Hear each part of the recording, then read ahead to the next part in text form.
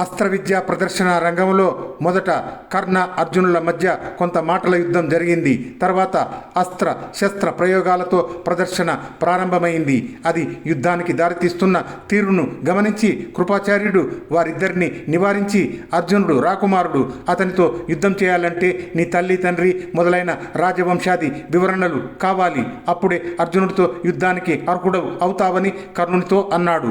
అప్పుడు తన తల్లి తండ్రి అయిన రాజాసూతుల వివరాలు చెప్పక కర్ణుడు సిగ్గుతో మిన్నకుండిపోయాడు. అది గమనించిన దుర్యోధనుడు కృపాచార్యునితో, రాజు కానివాడు అర్జునుడితో యుద్ధానికి అనర్హుడు అయితే అందరి సమక్షంలో కర్ణుడికి తాను అంగరాజ్యం ఇస్తున్నట్లు ప్రకటించి పట్టాభిషిక్తునిగా చేశాడు. అది చూసి ఆనందంతో కర్ణుడి పెంపుడు తండ్రి అధిరథుడు సూతుడు వచ్చి కొడుకును కౌగిలించుకున్నాడు. కర్ణుడు సూతపుత్రుడని తెలిసి భీముడు అధిక్షేపించాడు. దుర్యోధనుడు భీమునకు తగిన సమాధానమిచ్చి కర్ణుణ్ణి వెంటబెట్టుకుని తన సోదరులతో వెళ్ళిపోయాడు.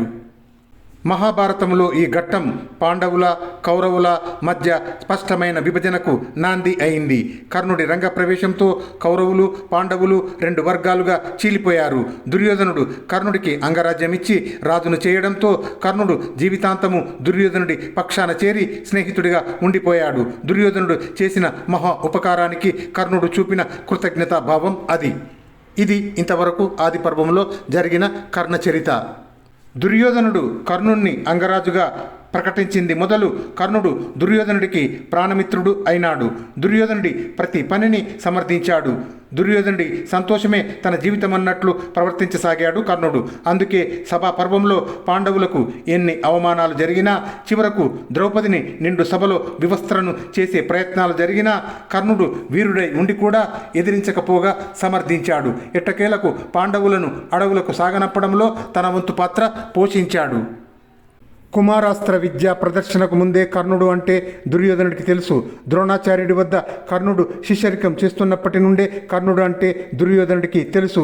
కర్ణుడి మద్దతుతోనే భీమునికి విషసర్పాలతో కరిపించడం దుర్యోధనుడు చేశాడు. కర్ణుడి మద్దతుతోనే దుశ్శాసనుడు ఏకవస్త్ర రజస్వల అయిన ద్రౌపదిని నిండు సభలోనికి జుట్టు పట్టుకొని ఈడ్చుకు వచ్చాడు. పాండవులు నశించారు. మరొక భర్తను కోరుకో అని సభాపర్వంలో జూదం అప్పుడు కర్ణుడు అన్నాడు. దుర్యోధనుడు ద్రౌపదిని తన తొడ మీదికి ఆహ్వానిస్తే మిన్నకుండిపోయాడు కర్ణుడు. ఇలా ప్రవర్తించడం వల్ల కర్ణుడికి ఖ్యాతికి అపఖ్యాతి కలిగింది.